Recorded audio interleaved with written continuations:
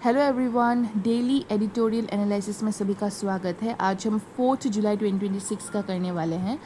सो first news है a shot at life Mandsaur's model of HPV vaccination. तो ये आपका एडिटोरियल है, वीडियो पॉज करके पढ़ लेना।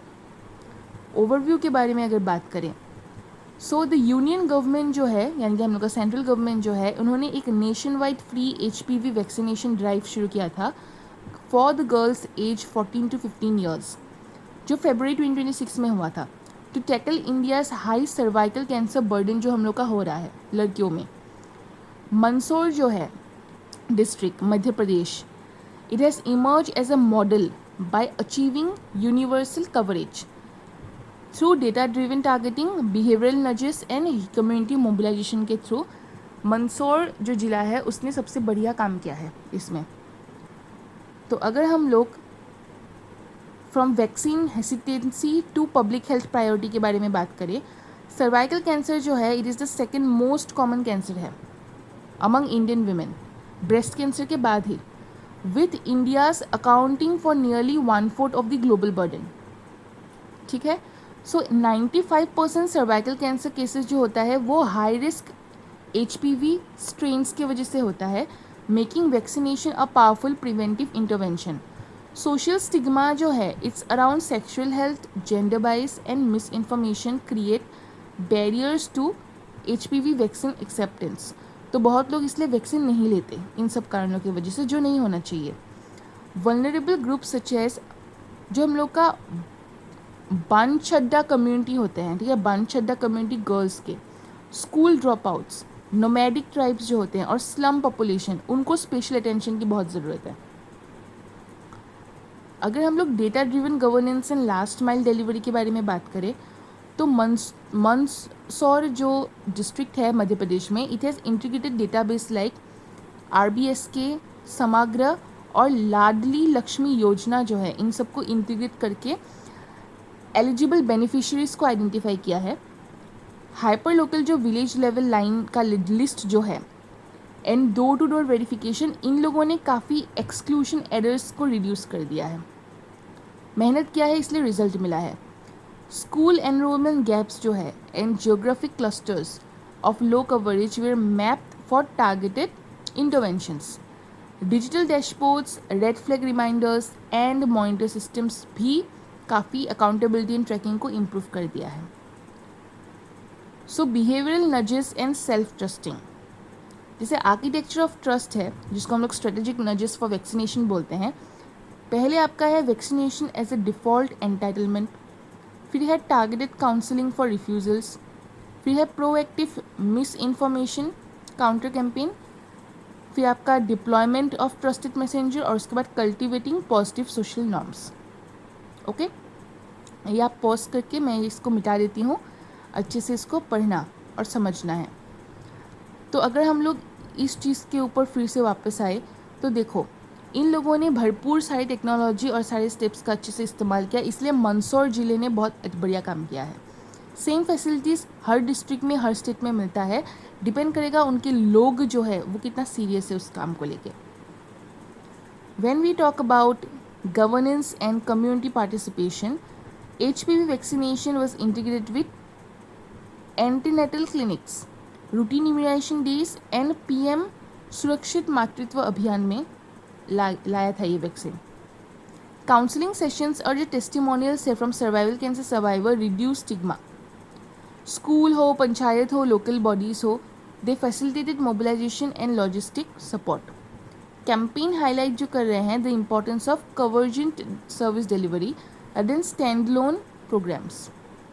तो अगर हम लोग आउटकम्स एंड गवर्नमेंट लेसन्स की बात करें, मंदसौर जो है उन्होंने 100% कवरेज किया है, मतलब जितने लोग सर्वाइवल कैंसर से मर सकते थे फ्यूचर में उन सभी को कवर कर दिया, जितने भी गर्ल्स हैं सभी को वैक्सीनेशन लगा दी। For its target of 493 girls उन लोगों ने लिया था, सारे under 40 days through 493 session across 39 sites. Okay, coverage expand किया है to beneficiaries from 893 villages to 190 urban areas, urban wards.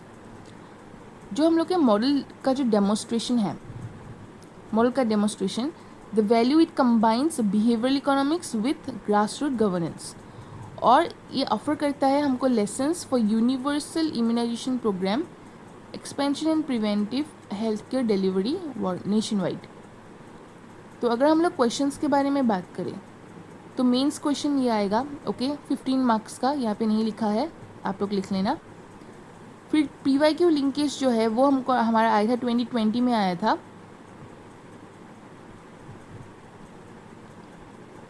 जी 2020 में आया था, GS2 पेपर में 10 मार्क्स का आया था, तो ये आपको लिखना है।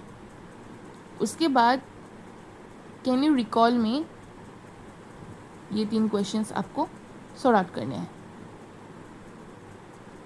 सो नेक्स्ट है हम लोग का the right to fair trial at the crossroads, ये आपका एडिटोरियल है।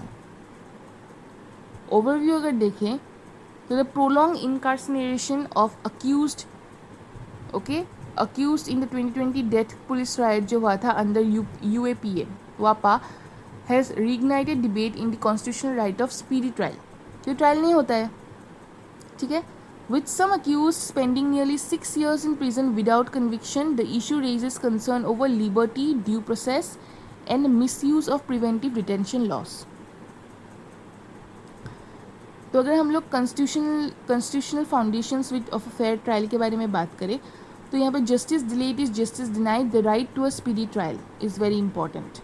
कॉन्स्टिट्यूशनल फाउंडेशन में क्या क्या आएगा, article 21 the right to life and liberty, Supreme Court judicial recognition, core principles of justice में आएगा presumption of innocence and pre trial incarceration limits. तो ये यहाँ के फैक्टर्स है, अच्छे से पढ़ना। UAPA bell and prolong incarceration की बात करें तो UAPA जो है इन्होंने इम्पोज किया है stringent bails condition, making release difficult even in cases of prolong detention. Courts have delivered conflicting interpretation on whether delayed itself creates a right to bail.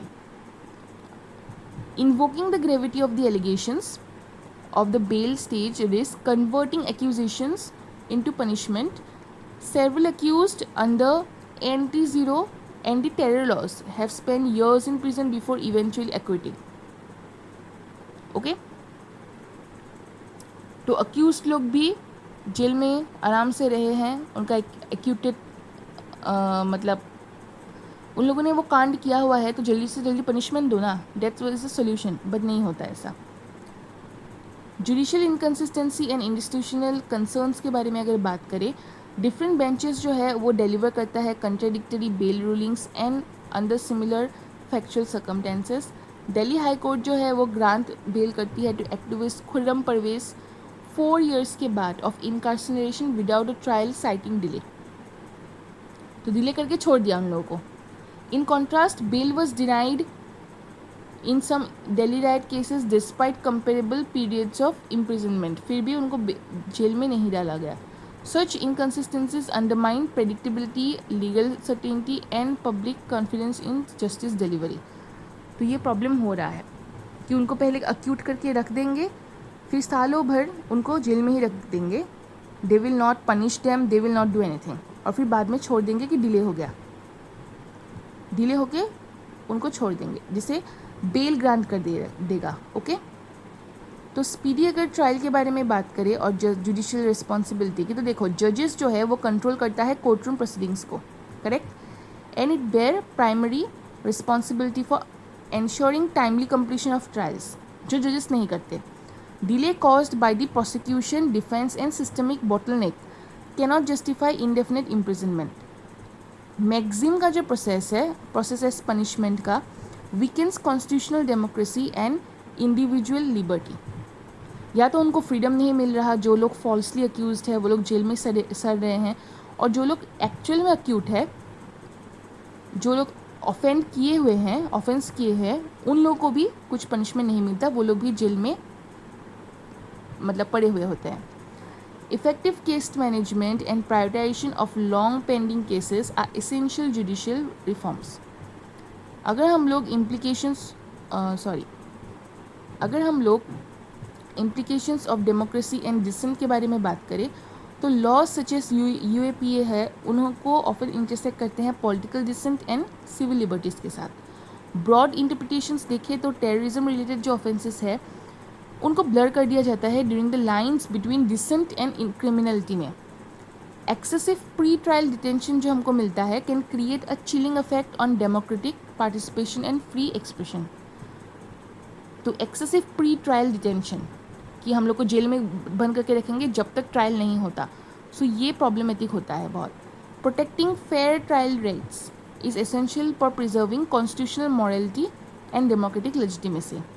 तो क्वेश्चंस के बारे में बात करें तो इस तरीके से 15 मार्क्स का आपको ये क्वेश्चन आ सकता है। ओके, कितने मार्क का है ये? 15 मार्क का। अच्छे से लिख देती हूँ,